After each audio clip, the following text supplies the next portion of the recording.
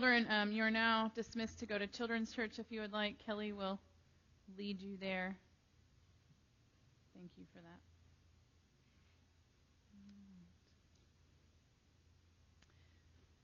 In the 1970s, some of you may remember. I don't, sorry. Two psychologists, Dr. John Gottman and Robert Levinson, began studying couples, married couples. And they were interested to see if there were certain behavior patterns that differentiated happy couples from unhappy couples.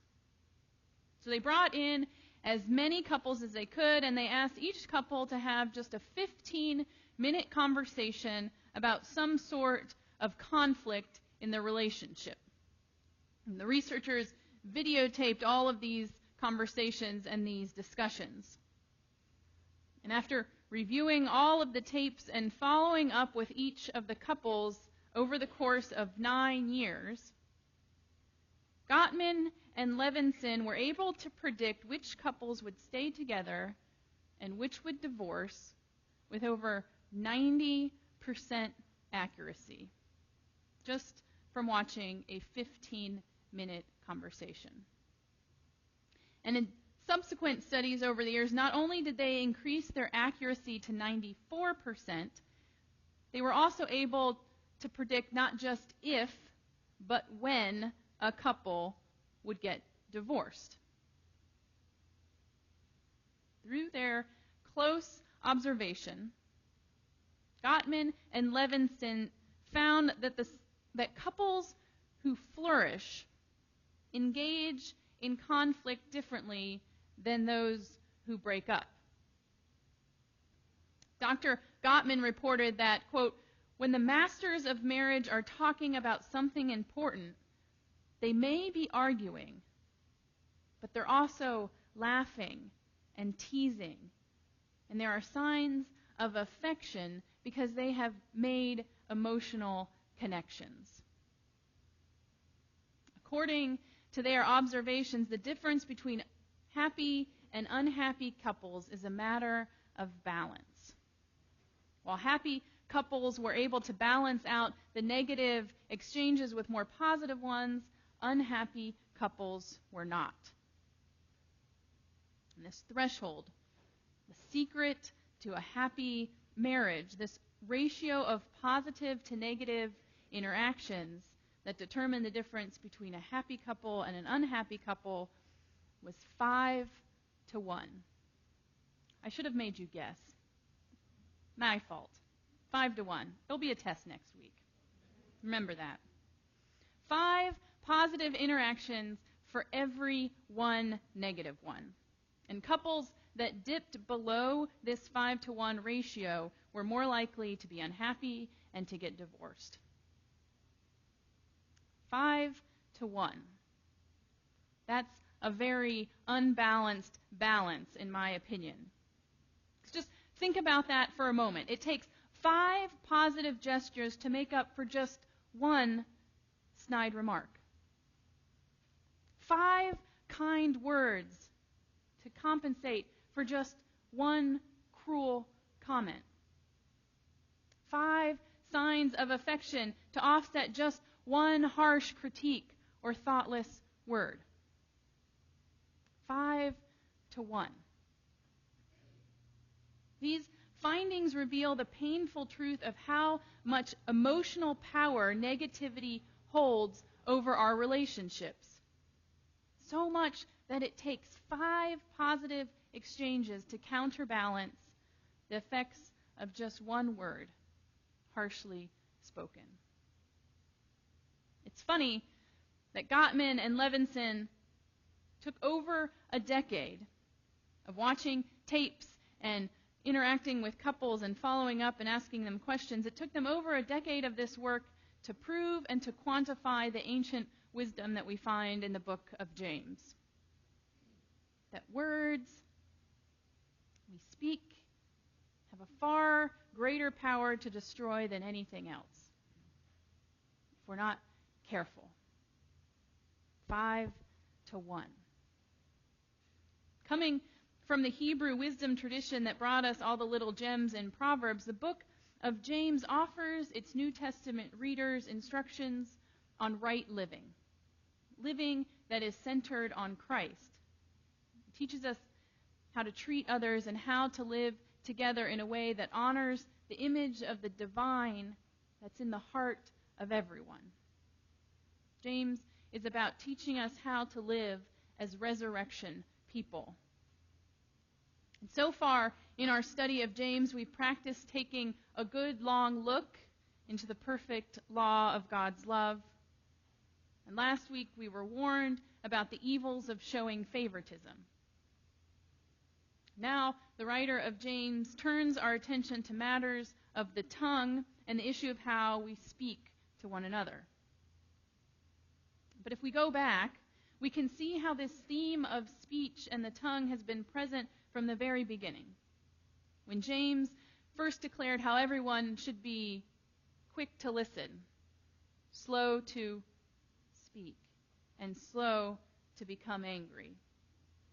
We heard it again in the hypothetical greetings James put into our mouths when asked to imagine if two people were to come into our assembly. One wearing fine clothes would receive an effusive greeting, while the other, the one with clothes a little worse for wear, would not be so warmly welcomed. We saw another tongue-in-cheek example of problematic speech in the passage we read last week, in which James asks, what good does it do to say, goodbye and good luck, stay warm and well fed? What good does that do if we are unwilling to meet the needs of those who are cold and those who are hungry? Our words are meaningless unless we back them up with action. But now the writer of James pulls out all the stops. While the power of speech has been alluded to up until this point, the passage that we read this morning delivers a barrage of analogies about the power and the nature of the tongue. It's a small bit that controls a large horse. It's the rudder that directs a ship even when the wind is fierce. It's the spark that can set the whole world ablaze. And that's just James warming up. It goes on. The tongue is like an untamed animal. It is toxic poison. It's a spring of either fresh water or one of brackish water. It's a fig tree that does not yield olives, or a grapevine that can't bring forth figs. This is the power that we have in just the tip of our tongue. This is the power that we hold as creatures of speech. It's why we should all be quick to listen and slow to speak. But this litany is more than just an edict against gossiping or a command against cussing, like I was taught growing up. This passage is not just about what we're not supposed to say. That's only one part of the equation. It's just as much about how we should use speech to set a course of action, to hold those in power accountable for their words, and to tame our own tongue to create worlds of beauty.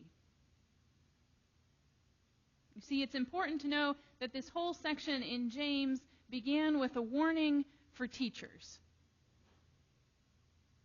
The author writes, "Not many of you should become teachers, my brothers and sisters, for you know that we who teach will be judged with greater strictness."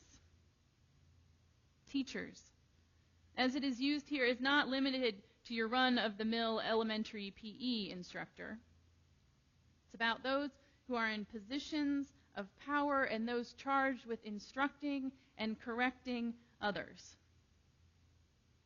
It's a hard word for those whose job it is to preach and to teach. Because this is the case whether you are a pastor or a professor, whether you are a politician or a president, whether you're a judge or a gym teacher, an accountant or an administrator. All of us have some sort of authority to exercise. And it's good for us to know that this authority extends in both directions. That while we should be careful about how we speak to people and to matters that fall under our care, it's good for us to know that we're also called to hold those in power accountable for their words. For teachers will be judged more strictly. Words spoken from a position of greater authority carry greater weight. It's our job to hold those who speak them accountable.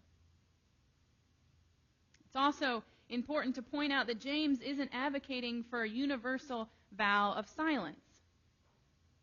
He's not trying to get us all to bite our tongues to avoid making any verbal gaffes or making bad arguments.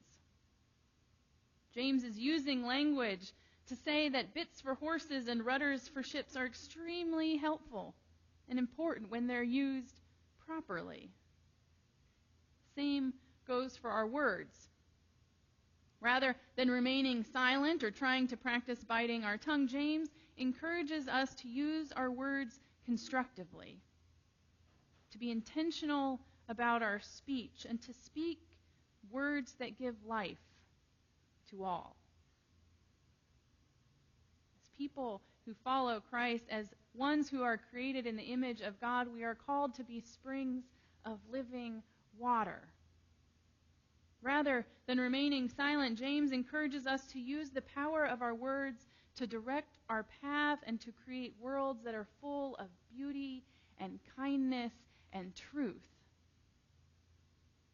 Because how we use our words is the difference between a declaration of war and calling creation into being. It's the difference between speaking life and speaking death. It's about building others up instead of tearing them down. It's an invitation to come in, to join the feast, rather than a sign that says, keep out. Our words can steer us towards worlds that are overflowing with love and goodness, or they can drive us over the cliffs of hate and despair. How we use our words means the difference between the burden of complaint and a song of hope. Last week, I saw an interview with this country music singer-songwriter and recovering addict, Mary Gauthier. It was such a great interview, I made David watch it last night. I recommend it to all of you. And in this interview, Mary is telling the story behind what's probably one of her most well-known songs, called Mercy Now. Does anyone know this song? We took a poll earlier. Most people don't. I'm going to include it in the link in this email. It's a good song. And Mary said the story behind this song is that she was at a point in her career where she was frustrated and she was upset because she felt like she wasn't getting what she deserved. She said she was telling her frustrations and she was venting about why she was upset to a friend in recovery. And as she was sharing her frustrations, her friend reminded her, as only a true friend can, "Mary," her friend said, "it would be good to remember that given the behaviors you've exhibited in your life, you really don't want what you truly deserve, do you?" Words timely spoken by a friend flipped the script for Mary, and she was able to transform her own words of complaint into a song of prayer that ends with these lines. "We all could use a little mercy now. I know we don't deserve it, but we need it anyhow. We hang in the balance, dangle between hell and hallowed ground. And every single one of us could use some mercy now." Beloved of God, will you speak mercy to a world in pain? Will you speak love to those who are hurting? Will you speak truth to power when it is necessary? Will you speak life to those who are dying? Will you be a spring of living water in a dry and thirsty land? Beloved of God, the world is asking for a little mercy now. How will you answer?